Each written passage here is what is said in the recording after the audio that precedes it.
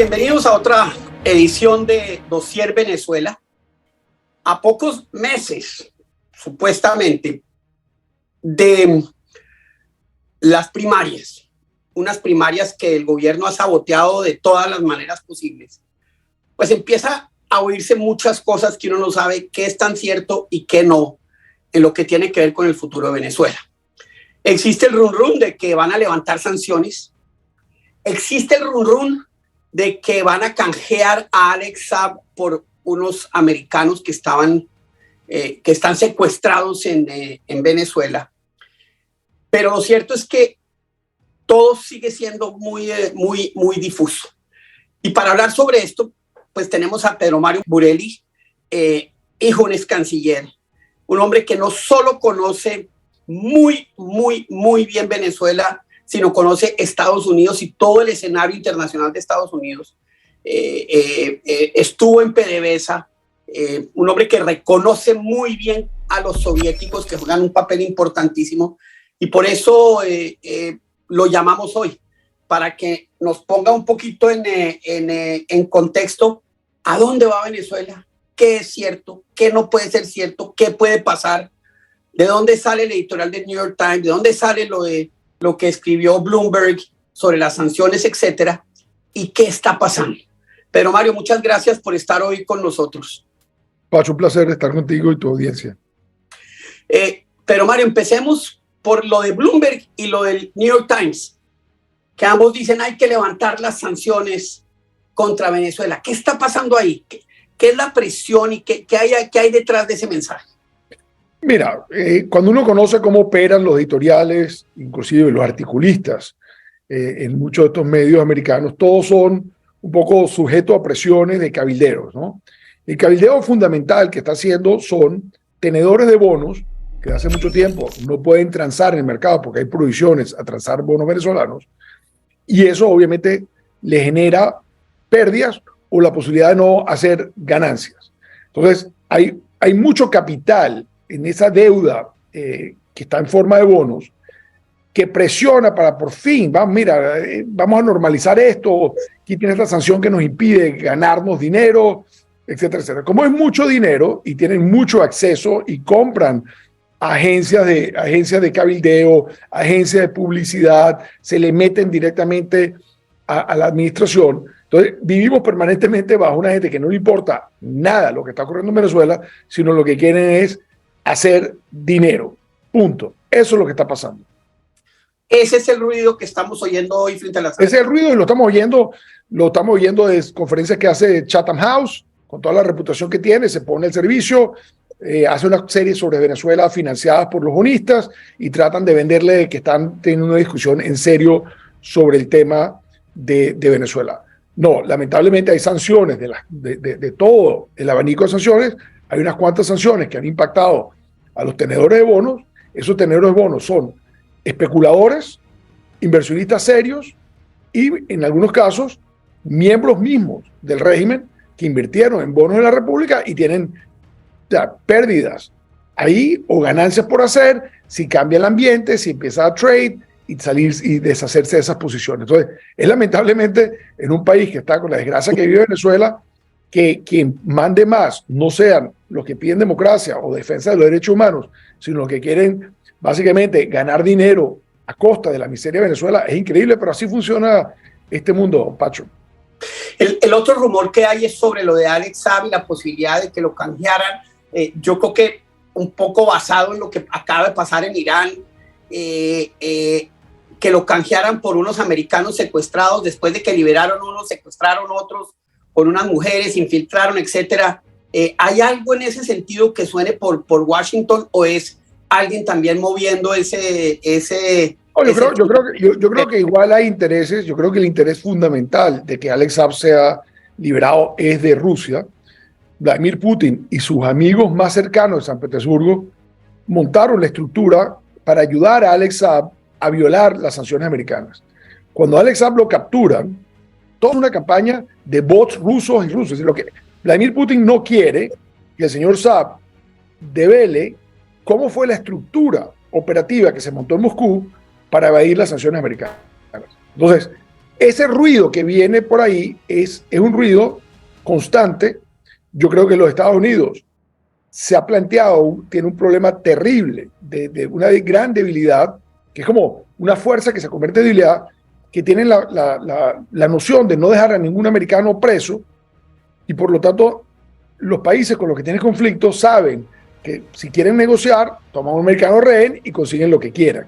Entonces es un juego que lo van a tener que romper los Estados Unidos, porque si no lo que está poniendo en peligro a la ciudadanía americana. Cualquier americano es sujeto a que en cualquier lado lo agarre a alguien con miras a canjearlo. En algún momento tiene que haber unas reglas distintas del juego para que sepa que este juego no es automático. Tómame un rehén, yo te entrego lo que tú quieras, cambio mis políticas, te regreso a unos criminales. Eso no puede ser. Yo dudo mucho que con el tamaño y la magnitud del caso de Alex Saab y el tiempo que le dedicó los Estados Unidos a perseguirlo, y después durante el tiempo que estuvo en Cabo Verde a extraditarlo a los Estados Unidos, que haya mucha voluntad del Departamento de Justicia a utilizar a una pieza como esta, que es bastante clave dentro de un rompecabezas muy grande de lo que es la corrupción en Venezuela, para entregarlo. Es decir, lo dudo. Obviamente hay una persona que es el negociador de rehenes, cuyo único trabajo es ese. Yo siempre digo, uno para entender la política de Estados Unidos tiene que decir, hay un track que es político, hay un track que es económico y hay un track que es este de rehenes. Y a veces van en coordinación, a veces van totalmente en contrasentido. ¿Okay? Y se genera un gran problema cuando el señor Roger Carson, que es un tipo cuya responsabilidad es únicamente soltar rehenes, empieza a exigir que a cambio de eso se den ciertas cosas, que eche para atrás la posición política o la política en general hacia un país, porque había que soltar este rehén o aquel rehén. Esto es un dilema estructural de los Estados Unidos. Esto no tiene que ver ni con Venezuela ni nada. Esto está pasando en China, pasó con Corea del Norte, pasa con Rusia, pasa con Irán, pasa con Venezuela. Entonces, todo el mundo ya sabe, es el mecanismo. Pasó con Cuba. O sea, este señor Gross, que estuvo preso durante mucho tiempo, lo soltaron cuando se anunció la reanudación de las relaciones diplomáticas entre Estados Unidos y Cuba, también había sido un rehén. Entonces, Estados Unidos en algún momento tiene que hacer un cambio de la forma que ataca los casos, y no puedes nunca decir, bueno, cualquier americano. En el caso de Venezuela, hay unos cuantos americanos que están ahí, que son los mercenarios que se metieron en la invasión esta loca, en barquitos y no sé cuánto. Entonces, un americano que hace locuras va a hacer que que Estados Unidos tenga que cambiar toda su posición, y que el Departamento de Justicia, para salvar a dos imbéciles, simplemente porque son americanos. Eso hay que replantearse de alguna forma, ¿no? Hace poco más de un año, Juan González va a Caracas, negocia unas cosas con Chevron, negocia un poco la liberación de los sobrinos de Cilia, etcétera. ¿Va a pasar algo más de eso? ¿Qué pasó? ¿Qué esperaban ellos? ¿O qué esperaba el gobierno de los Estados Unidos a través de esa gestión de Juan González se produjera y no se produjo? ¿Y dónde está hoy Estados Unidos frente a Venezuela en ese sentido, en esas negociaciones, en esa apertura que se dio con ese viaje? Mira, yo creo que la estrategia que se arranca a partir de ese viaje de marzo, cuyo disparador es una idea un poco ingenua, peligrosamente ingenua, de que ellos podían desconectar a Nicolás Maduro de Vladimir Putin. Y así llegaron a un acuerdo, Venezuela produzca más petróleo, y eso sustituye el petróleo que Estados Unidos compraba de Rusia, y otros países podían comprar petróleo, gas de Venezuela, y todo el mundo feliz. Esa fue una idea peregrina, y para esa idea ponen a negociar. ¿Sabemos de quién fue esa idea? Sí, de Amos Hochstein, que hoy en día es el asesor presidencial para seguridad energética. Wow. Entonces, mandan a esa negociación, no a Hochstein, que es un tipo, al menos con cierta capacidad de negociar, sino mandan a Juan Sebastián González, que dudo si ha negociado el alquiler de su apartamento, ¿no? Una persona sin ninguna experiencia se sienta ahí, y tengo entendido que en la primera reunión sobreprometió cosas. Cuando regresa a Washington, su jefe le dice, ¿tú prometiste qué? Entonces le tiene que decir a Maduro que no puede cumplir lo que ha dicho, y Maduro se vuelve la víctima diciendo, fíjate, los americanos no se pueden confiar, este señor me ofreció tal cosa, y eso lo utilizaron para entonces forzar y mantener el carril del diálogo, es decir, suéltame, quítame la sanción de Eric Malpica Flores, que es el principal, al final, el que terminó de destruir a PDVSA, quíteme las sanciones, eso lo hicieron a cambio de un agente de inteligencia cuyo nombre nunca había aparecido, que estaba bastante grave. No lo quisieron canjear en Venezuela, lo sacaron en una ambulancia hasta Río Hacha y el avión lo buscó en Río Hacha y de ahí salió. Entonces, eso nunca se habló, nunca se mencionó quién fue esa persona, y a cambio de eso le quitaron la sanción a este sobrino corrupto que había sido tesorero nacional y vicepresidente de finanzas de PDVSA. Después vino el canje de otros venezolanos americanos que eran empleados de la empresa Citgo y los cambiaron con los narcosobrinos que estaban sentenciados y que son los sobrinos de Cilia Flores, que lo habían agarrado en una operación de vender 800 kilos de cocaína y los ya habían sentenciado, ya estaban cumpliendo pena y los cambiaron. Entonces, ¿qué es lo que ocurre? Ese canje le abre el apetito al régimen. Bueno, pero el presidente utilizó el poder de clemencia que tiene, el poder de clemencia del presidente de los Estados Unidos, y esto es interesante porque es en el mismo contexto de qué haría Trump consigo mismo si lo acusan y llegara, en el caso hipotético de fuera presidente otra vez, si él mismo se podría perdonar a sí mismo. Hay dos condiciones solamente para la clemencia. Uno, es que el crimen tiene que ser federal, y dos, es que no puede ser impeachment. El crimen no puede ser por impeachment. Entonces, claro, cuando Maduro y su gente ven que a los narcosobrinos los liberan utilizando el poder amplísimo de clemencia que tiene el presidente de los Estados Unidos, entonces se les abre el apetito de decir, bueno, entonces no hay que esperar al final del juicio de Saab, no sé qué, ese poder de clemencia se puede utilizar en cualquier momento. Entonces se ha agudizado más todavía el tema de querer canjear, pero como te digo, detrás de ese encaje es Rusia la que le interesa más que lo liberen para que no le entregue él en una negociación con los Estados Unidos las llaves de cómo se montó ese aparataje en Moscú para burlar sanciones americanas. Ahora, yo dudo, con la diferencia, con las posiciones que hay en el Departamento de Tesoro, el Departamento de Justicia, que eso funcione. Yo he visto muy alicaído la posición del señor Juan Sebastián González. No lo han echado, porque creo que el presidente Biden no aprendió nunca en su carrera de senador a echar gente. Es básicamente el hazmerreír de esta ciudad, de tanto demócratas como republicanos. Ha enredado todo, ha calculado, fue el culpable fundamental de permitir el fin del gobierno interino, para 2 meses después el gobierno americano tener que salir y reconocer a la señora Dinora Figuera, una señora muy digna, pero muy desconocida, que vive en el exilio, como presidenta interina. Es decir, tumban un gobierno interino de alguien que está asumiendo el riesgo en Venezuela, tomando todo el riesgo y negándole a Maduro la legitimidad en el propio patio, para después terminar 2 meses después a escondiditas, tras bastidores, reconociendo a Dinora Figuera como presidenta interina. Entonces, en cualquier país del mundo, si tú quieres analizar la seriedad de una política, dime aquí quién la maneja. Cuando tú ves quién está manejando la política de América Latina para la administración Biden, que son el señor Juan Sebastián González y el señor Brian Nichols, te das cuenta que no le importa nada. ¿Okay? No le importa la región, no tienen ningún criterio. Y yo me imagino que los jefes respectivos de ellos, inmediatos, que es el señor Jake Sullivan, consejero nacional de seguridad, y el señor Blinken, secretario de Estado, dirá, mira, no me preocupe de América Latina, tenemos demasiados problemas en Ucrania, en Irán, con los chinos, con los norcoreanos, ¿qué importa? El problema es que si no importa, Pacho, si el tema no es tan importante, vamos a decir que aceptamos que América Latina no es tan importante como esas otras 4 crisis, entonces pon gente buena a manejarlo. Porque si tú pones a gente tan inepta como la que tienes en este momento, ten por seguridad que esos problemas se te van a volver prioridades. Y ese es donde está el error. Ahora, están totalmente enredados con Venezuela, se enamoraron tontamente del tema de unas negociaciones mediadas por Noruega, que está más perdido. O sea, los noruegos nunca han entendido el tema de Venezuela, jamás han lidiado con un gobierno criminal. Puede decir que su experiencia, en el caso colombiano, lidiaron con un gobierno serio negociando con unos criminales. En el caso de Venezuela, tienen una contraparte que es un régimen criminal, mafioso, y ellos no entienden cómo manejar eso.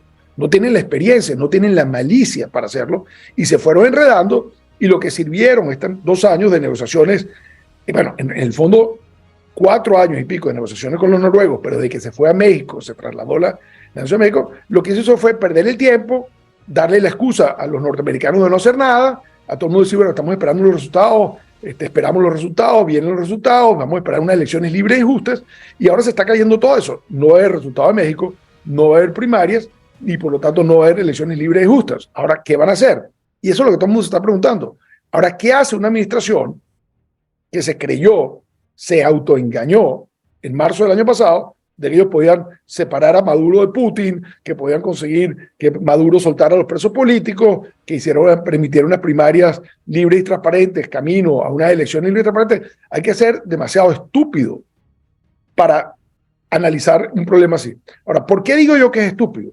Porque los Estados Unidos, Pacho, y lo sabes tú que viviste aquí, y fuiste embajador aquí, y de paso pasaste como vicepresidente 8 años, este es el país con el aparato de inteligencia más grande del mundo, el país con el aparato diplomático más grande del mundo, el aparato de administración de justicia más grande del mundo.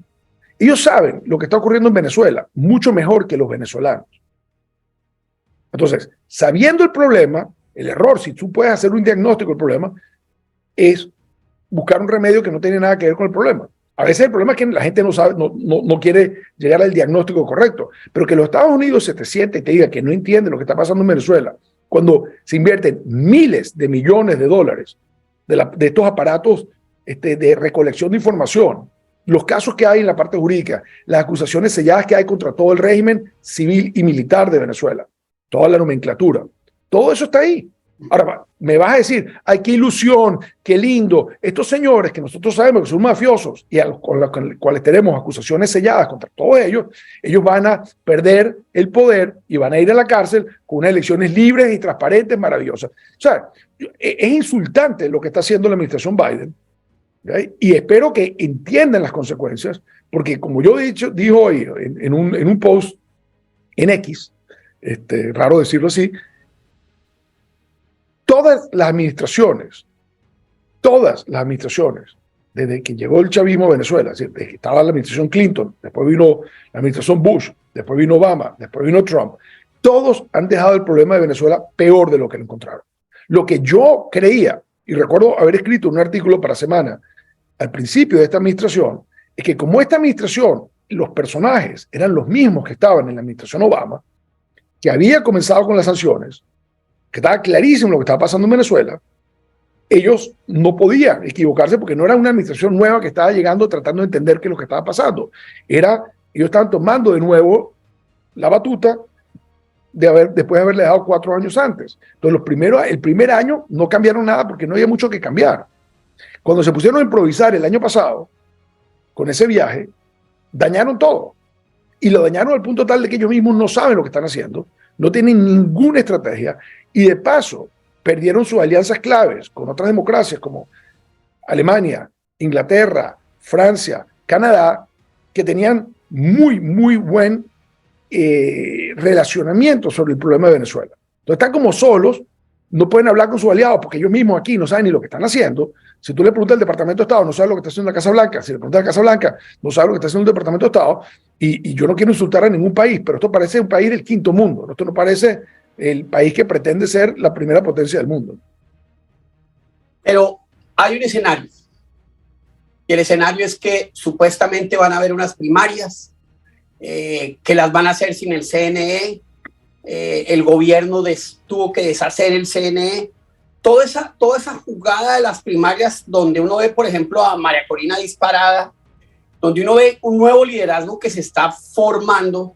¿Qué puede pasar entonces? Primero, ¿qué pasó en ese escenario? ¿Y qué puede pasar de aquí a los próximos 6 meses frente a todo ese nuevo activismo político que hay dentro de Venezuela? Mira, Pacho, aquí me vas a agarrar un poco molesto con el tema, ¿no? Yo creo que cuando uno analiza a Maduro y a los suyos, que actúan de forma brutal, uno comete un grave error si concluye que son brutos. No, son malos, son malvados, son perversos. Pero ellos aprenden. La elección del 2012, las primarias que ellos permitieron en el 2012, que generó a Capriles, que puso a correr a todo el sistema y tuvieron que hacer todo tipo de cosas para que un Chávez moribundo ganara, y se tuvieron que robar las elecciones de 2013 con apoyo de Juan Manuel Santos y la canciller Holguín, ¿okay?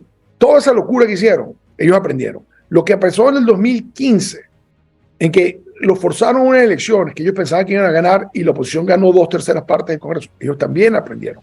Esa elección del 2015, que demostró que la oposición era mayoría, también fue, digamos, el clavo final en el ataúd de la democracia venezolana. Ahí de ese momento, yo lo vaticiné, yo dije, vamos a poder celebrar que somos la mayoría, pero el momento que el régimen tiene que anunciar que perdió las 2/3 partes de la Asamblea Nacional, se acabó la gobernabilidad democrática en Venezuela.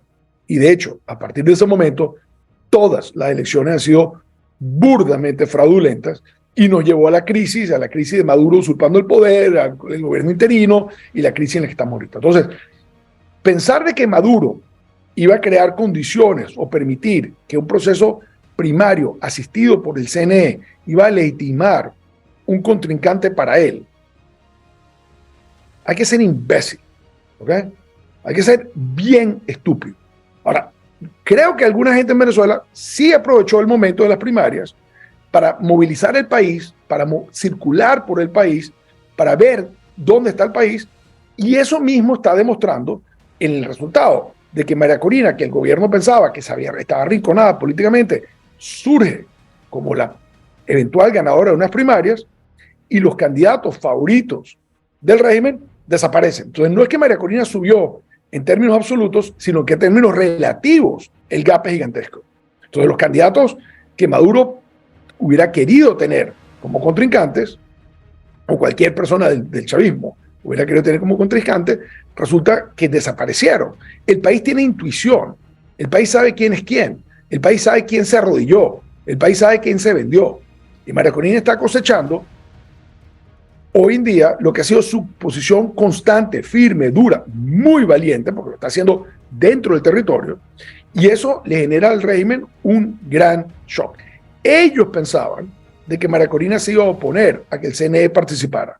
Cuando de repente de la Comisión Nacional de Primarias le piden la asistencia al CNE con todos los candidatos dispuestos a participar en unas elecciones con el CNE, el gobierno tuvo que mostrar su verdadera cara. Y lo que hizo fue disolver al CNE.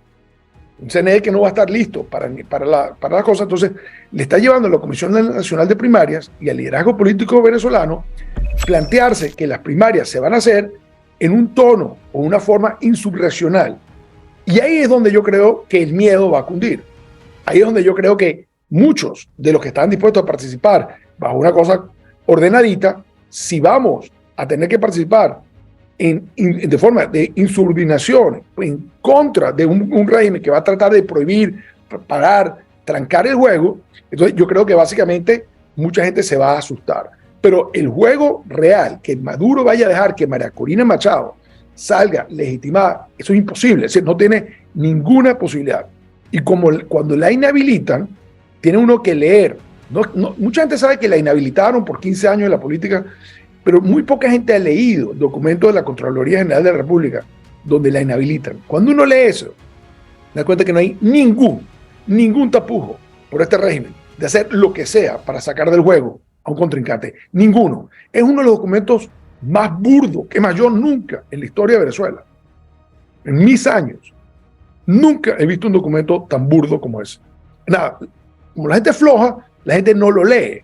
Cuando tú lo lees, ¿okay? Y estás viendo la publicidad que está haciendo ahorita, que es traidora a la patria, y hace análisis de que en Estados Unidos los traidores los ejecutan y no sé cuánto. Unas cosas burdas, estos tipos no se van a detener.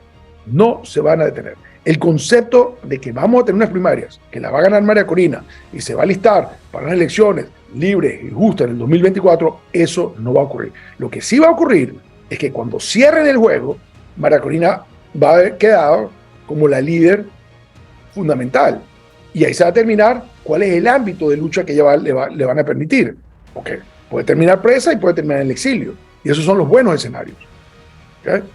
Ahora, estos tipos conocen a María Corina. Desde hace 10 años no la han dejado salir del país. Ellos saben lo que es María Corina afuera, tan potente o más que lo que es adentro. Cuando ellos lo que le tienen miedo es a la comunidad internacional, no van a querer tener a María Corina afuera. Tampoco la quieren tener presa, porque entonces se les revierte el problema nuevamente de Leopoldo López y eso, que todo el mundo entonces se encadena en el tema de que metiste preso a la Nicaragua, a la candidata que iba ganando. Entonces estamos en un momento muy delicado.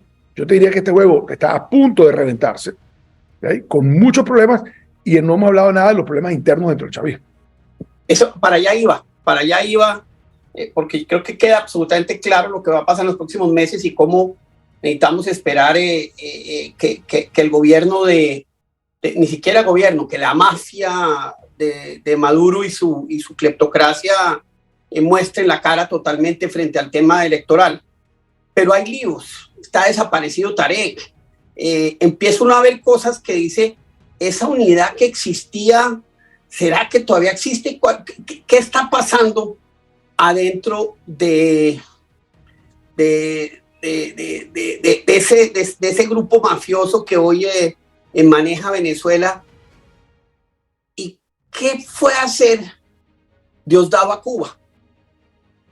Mira, entender lo que ocurre dentro de mafias es muy difícil, pero no entender que las mafias siempre terminan peleadas y matándose entre sí, eso es sencillamente siempre el caso. Las alianzas entre mafias son alianzas circunstanciales, necesarias, momentáneas. O sea, tienen enemigos comunes, la policía es el enemigo común de las mafias, el Estado, lo que sea, entonces se coordinan. Pero en el fondo siempre se están pisando los talones. En el negocio del narcotráfico, es un negocio que en Venezuela lo maneja el Estado, es un negocio del Estado, toda la infraestructura de laboratorios de cocaína son del Estado. El tema de la minería ilegal, el tema del lavado de dinero, la corrupción en PDVSA, todo eso son negocios de Estado, de miembros de la nomenclatura del Estado, pero no se reparten por igual parte. Entonces siempre se están pisando las colas, los pies, las manos, todo el tiempo. Yo creo que cuando ellos se deciden mover contra Tarek, son los hermanos Rodríguez Gómez, uno el presidente de la Asamblea Nacional y la otra Delcy, la vicepresidenta del país, que ven y ellos creen que negociando con el tonto de Juan Sebastián González, ¿okay?, que le ganaron a los Estados Unidos, y como ellos son los grandes triunfadores porque le ganaron a los Estados Unidos, para demostrar que tienen poder, empiezan a pasar factura y se llevan por delante a Tarek El Aissami. Esa es la rabia de ellos cuando después de llevarse a Tarek El Aissami, se dan cuenta que los Estados Unidos no están en camino a reconocerlos a ellos, ni a reabrir una embajada, sino que reconocieron a la diputada Dinora Figuera, presidenta de la Asamblea Nacional, que el mundo democrático todavía reconoce como legítima, la reconocieron. La furia de Jorge Rodríguez, porque básicamente quiere decir que estimaron mal el estado de sus relaciones con los Estados Unidos, se movieron demasiado rápido contra Tarek y no saben qué hacer. Y no es contra Tarek, se movieron contra 100 personas del entorno de Tarek. Y Tarek no es que era un tipo de... Tarek lleva años asociado al cartel Flores Maduro. Entonces, no te moviste contra cualquiera, te moviste contra una ficha muy, muy clave en ese juego. Temporalmente, para ese juego, hubo una alianza con Diosdado que juega suelto otro juego. Ahora, ¿qué es lo que le pasa a Diosdado? Que cuando se siente que tiene cierto poder, lo trata de ejercer, los cubanos lo detestan, él se porta como el niño malo para que los cubanos al menos lo vean como útil, porque es el que está dispuesto a hacer un programa de televisión donde utilizando el aparato de inteligencia del SEBIN y la intercepción de conversaciones telefónicas, la intercepción de correo electrónico, entonces está todos los miércoles en este programa atacando a todo el mundo. Entonces, él se vende como el niño malo para que los cubanos que no lo quieren al menos digan, bueno, de todos modos es útil para el tema represivo y para el clima de terror que queremos que haya allá, este juega un papel. Él obviamente, el único poder que tiene Diosdado Cabello dentro de las Fuerzas Armadas, recuerda que es un teniente ascendido muy post facto a capitán, es porque él es parte de un grupo de militares que estaban siempre en contra del rol de Cuba en Venezuela. Entonces, estaba en el chavismo, pero no le gustaba el rol de Cuba. Lo que pasa es que los cubanos también tienen cómo tenerlo a él, porque saben lo que ha hecho. Cuando sale toda la información de Diosdado metido en el narcotráfico, quien devela esa información, Leazmi Salazar, que era básicamente el guardaespaldas, el consentido de Chávez, después va a trabajar con Diosdado y después sale y va al periódico ABC a denunciar que Diosdado es un narco y no sé cuánto. Eso fue básicamente una venganza de los cubanos contra Diosdado. Entonces, ahí hay otra complicación terrible. Después tienes el tema militar. El tema militar real es que Maduro a lo que más le teme es a los militares. Por eso tiene 155 presos políticos militares. A todos los está torturando, no los puede liberar. Él no puede hacer lo que hizo Ortega, de soltar a todos los presos políticos. Porque es que el problema de los presos políticos de Venezuela es que más de la mitad, un poquito más de la mitad, son militares que han sido torturados. El testimonio de estos militares en la calle explicando lo que les ocurrió va a crear un cataclismo en Venezuela. Por más que la gente sabe y se filtra, y casi todos sus casos están en la Corte Penal Internacional, este es un camino de una sola vía donde se metió a abusar, a cometer crímenes de lesa humanidad contra un conglomerado de gente que son militares, disidentes, o que ellos perciben que pueden ser disidentes, y no pueden echar para atrás. Entonces, ese juego también se le está trancando. Entonces, cuando tú ves el entorno interno dentro del chavismo, por competencia, por negocios, los beneficios de esos negocios, y por el poder, yo me atrevo a decir que los hermanos Rodríguez por detrás están todo el día pensando y hablando con Zapatero y diciendo a los americanos que ellos pueden salir de Maduro y de Cilia y que ellos son mucho más competentes y que ellos llegarían a un acuerdo con los Estados Unidos y que ellos no son los responsables de nada y que hay que salir de Tarek y de Diosdado y de Maduro y que entonces todo el país queda maravilloso. Yo estoy seguro que eso es lo que ellos están vendiendo. Lo que pasa es que ellos no se dan cuenta que contra ellos también hay acusaciones selladas en los Estados Unidos.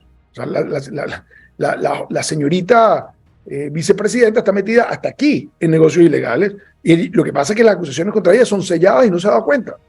Entonces, eso también, otra vez, le complica a los Estados Unidos. Están negociando con unos tipos que ellos saben que están perfectamente bien, que están metidos hasta el tuétano en ilegalidades que hacen muy difícil llegar a un acuerdo con ellos. Ahora, ¿qué es lo que pasa, Pacho? Esto no tiene una solución fácil, pero lo que no podemos hacer es errar en el diagnóstico o, si acertamos el diagnóstico, errar en el remedio. Y los Estados Unidos están pretendiendo que el diagnóstico es distinto al que ellos conocen y están aplicando el remedio equivocado. Es decir, absolutamente garantía para fracasar. Entonces, ¿qué? Porque primero se genera esa ilusión en una cantidad de gente en Venezuela que dicen, ¿será que esta vez sí? Obviamente se van a desilusionar. La situación económica no mejora, sigue siendo insoportable. Hay posibilidad de un estallido social en el que los militares digan, mire, qué pena, pero no vamos a hacer nada. Es como lo único que uno ve que podría transformar. Mira, Pacho, uno habla con los que están saliendo de Venezuela en este momento y que van llegando después de pasar el tapón de Dairén, atravesando Centroamérica de formas insólitas y cruzando y entrando a los Estados Unidos y de repente aparecen un día botados en la calle en Nueva York. Y te das cuenta lo que es cuando la gente pierde toda ilusión y toda capacidad. O sea, el que no tiene ahorro, el que no tiene trabajo, el que no tiene acceso a la seguridad, llega un momento en que su única salida es emigrar. Los 8.2 millones de venezolanos que han salido y que siguen saliendo, eso te demuestran que las ilusiones no funcionan para todos. Un país que ha perdido más del 25% de su población, te lo dice todo. El país el país no puede mejorar. La gente que piensa que se puede normalizar con Maduro, no es que tú no puedes vivir, tú no puedes coexistir, tú no puedes cohabitar, tú no puedes hacer cogobierno. Yo quisiera saber, yo a veces digo, si en un cuento de una película de esas, la mafia toma un pueblo en que lo más importante que hay en el pueblo es un convento de monjas, es mucho más seguro que las monjas se van a volver mafiosas a que los mafiosos se van a volver religiosos. ¿Okay? Entonces, ¿cómo coexisten? ¿Cómo se crea un cogobierno? ¿Cómo llegamos a un acuerdo para, bueno, no importa, aquí cogobernamos? Yo oigo a alguna gente, políticos de oposición de Venezuela, tipos como Enrique Capriles, hablar de que hay que prepararse para el 2030 y cosas así. Tú dices, ¿pero qué está hablando este señor? O sea, Venezuela es inviable hoy y le agrega 6 años más de esto, es completamente inviable. Maduro hoy en día está desesperado, tratando de hablar de que va a acabar con la minería ilegal, de que ellos han respetado los derechos. No, está a punto de que el fiscal de la Corte Penal Internacional determine las responsabilidades y dicte órdenes de detenciones, y es bastante probable que de Maduro para abajo, un grupito pequeño, pero muy significativo, va a tener una acusación formal y una orden de arresto de la Corte Penal Internacional. ¿Cómo cambia el juego ahí? ¿Cómo se negocia con gente así? ¿Cómo se sienta uno? Vamos a cogobernar, vamos a llegar a un acuerdo para ver cómo juntos rescatamos el país con un grupito de gente acusada por crímenes de lesa humanidad, algunos de esos mismos acusados por narcotráfico, algunos de esos metidos en el lavado, algunos de esos cometiendo un ecocidio increíble en la Amazonía venezolana. ¿Cómo coexiste eso? Entonces, yo no estoy diciendo que la solución es fácil. El problema es súper difícil. Inclusive, yo parto al revés. Empecemos que el problema puede no tener una solución. ¿Okay? Lo que nunca va a tener una solución es si no llegamos a un acuerdo, a un consenso liderizado por gente competente dentro del país, gente competente afuera, gobiernos serios, para determinar cuál es el problema. Ahora, una vez que tengamos el problema, no quiere decir tampoco que tengamos una solución. Pero ¿sabes qué es complicado? Ilusionarnos de que esto se va a solucionar con unas primarias. Ilusionarnos que Maduro va a permitir unas elecciones libres y transparentes que le van a hacer perder el poder a él y con eso perder la impunidad que mantiene porque está en el poder. Maduro no está en el poder porque es popular. La popularidad de Maduro está en el 9%, 10% a la hora de la verdad. Maduro está en el poder porque está dispuesto a reprimir 24 horas al día, ¿okay? Independientemente que lo estén investigando por crímenes de lesa humanidad. O sea, alguien que está dispuesto a seguir cometiendo crímenes, sabiendo que lo están investigando, quiere decir que no tiene nada que perder. Cada día que él está en el poder es un día que no está en la cárcel. Entonces, en la lógica criminal, en la lógica de un mafioso, seguir reprimiendo es lógico porque es lo que lo mantiene fuera de la cárcel, es lo que lo mantiene en el poder. O sea, el poder es el mecanismo de impunidad. Entonces, si nosotros no llegamos a un entendimiento, ¿okay? Quienes entendemos y llevamos mucho tiempo entendiendo lo que está ocurriendo en Venezuela, que es factual, ¿okay? Esto no es un tema de ideología, si es comunista o no comunista, son criminales. Son capas y capas y capas de mafias, locales y extranjeras, haciendo negocios en Venezuela. Eso no lo desmontas fácilmente. Ustedes, los colombianos que vivieron con un grupo de diferentes mafias colombianas y ocurrió lo que tuvo que ocurrir y hubo Plan Colombia. Bueno, Plan Colombia se queda pequeño porque en el caso de Plan Colombia había un Estado que pidió asistencia. En Venezuela el Estado es la mafia. El Estado es el mafioso. Y tenemos un gobierno de Estados Unidos que no se parece para nada al gobierno de Estados Unidos con que Colombia negoció Plan Colombia. Nada.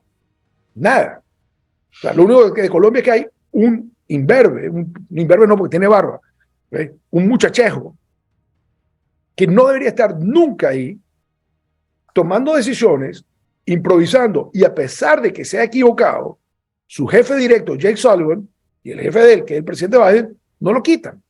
Todo el mundo en esta ciudad se ríe del personaje. O sea, la región está totalmente desasistida. Hay caos en toda la región. Y resulta que el presidente, el señor Jake Sullivan, el señor Blinken, como si no fuera con ellos. Eso es irresponsabilidad. Aquí, durante la época de la administración Reagan, siempre decía, el personal es política. Es decir, dime a quién tienes en el cargo para yo saber si te importa o no te importa. Y eso sigue siendo la realidad. Uno ve a la gente que tiene y no importa. Ahora, yo te aseguro, por pasar mucho tiempo, como lo pasaste tú aquí en Washington, que los americanos, los canadienses, los ingleses, los alemanes, los franceses, tienen aparatos de inteligencia que saben lo que está ocurriendo en Venezuela, saben quién está haciendo qué con quién y entienden la gravedad del problema. Lo que pasa es que obviamente unos burócratas mediocres lo que quieren es pretender que el problema es otro. Bueno, nosotros tratamos, ayudamos a las primarias, no se dieron, que va. Bueno, ayudamos a las negociaciones de México, no se dieron. Ahora, yo que oigo un poco lo que está ocurriendo detrás en lo de México, yo me doy cuenta que el gobierno de Estados Unidos no sabe dónde está parado. O sea, lo sabe. O sea, el equipo manejando esto está perdido. O sea, son tipos que, o sea, en cualquier parte del mundo serían tercer funcionarios en un país de quinta categoría. Bueno, queda uno muy triste, sobre todo uno como colombiano, porque lo que pasa en Venezuela impacta fuertemente a Colombia, ¿no? Sino mirar lo que ha pasado los últimos 20 años, las declaraciones de Cliver Alcalá, del Pollo Carvajal, de cómo le entregaron armas a la FARC, al ELN, ver el ELN creciendo allá. ¿Qué nos espera para terminar a los colombianos con una Venezuela que solo se puede comparar con algo como Somalia o como Afganistán, ni siquiera como Afganistán? Afganistán tiene, pero sí como una Somalia que es un cáncer criminal ¿Qué infecta la región? ¿Qué nos puede esperar a los colombianos? Yo siempre, como tú sabes muy bien, porque mi segunda patria es Colombia, siempre he dicho, y me recuerdo también María Corina decía eso cuando viajaba, que o sea, Colombia no tiene ningún chance de ser exitosa mientras Venezuela esté fracasando. ¿Okay? Y la verdad es que en la historia moderna, Colombia y Venezuela siempre están como fuera de sintonía. Cuando a Colombia le va bien, le va mal a Venezuela, y siempre hay como un para adelante para atrás. Ahorita Venezuela está yendo tan mal que obviamente eso está contaminando a Colombia. Colombia básicamente está preso, es rehén de las circunstancias, de lo que hace la guerrilla colombiana en Venezuela, de cómo se financia con la minería ilegal, de la masiva migración que está alterando muchos temas internos dentro de Colombia. Y básicamente si Venezuela sigue por el camino que va y sigue con las alianzas peligrosas y convirtiéndose en el hub de narcotráfico, porque si bien la pasta de coca viene de Colombia, la pasta de coca viene de Perú y viene de Bolivia, el procesamiento industrial en laboratorios modernos, eso está ocurriendo en Venezuela. El centro real del negocio narcótico está ahí. Y cuando tú lo haces por parte del Estado es mucho más fácil. Puedes hacer las inversiones reales, puedes tener equipos modernos, puedes tener plantas industriales. Entonces, tú no puedes vivir con un país totalmente criminalizado al lado. Entonces, lamentablemente, yo creo que los colombianos, en el momento de su elección, no pensaron, no reflexionaron y llegaron a unas conclusiones que teniendo dos opciones bastante malas, escogieron una de las dos malas y están pagando ahora los platos. Es decir, que es como un paciente con las defensas bajas frente a una enfermedad muy maligna pegada al lado. Una epidemia que se va a terminar de carcomer. Una estructura que era débil de por sí, porque todavía estaba incipiente, todavía queda el elemento muy fuerte criminal y narcotráfico en Colombia. Si ahora viene amparado políticamente y territorialmente, y básicamente ya no hay, para ese negocio no hay frontera, sino que está cruzando para adelante y para atrás todo, es muy difícil para Colombia. Un panorama terrible. Ojalá me equivoque. Ojalá no sé qué pase esa hecatombe no se llegue a dar, pero es muy difícil porque creo que el análisis es clarísimo. Don Pedro, sé que sales de Washington, estás en transición, vas a ir a España. Buen viento y buena mar y Dios mío, estaremos consultándote sobre los temas de Venezuela que tú eres tan afecto a ellos y tan conocedor. Muchas gracias. Muchas gracias por el interés permanente que tienes con tu programa, que sé que lo ve todos los que entienden la importancia de lo que está ocurriendo en Venezuela. Bueno, nos veremos pronto. Gracias. Nos veremos.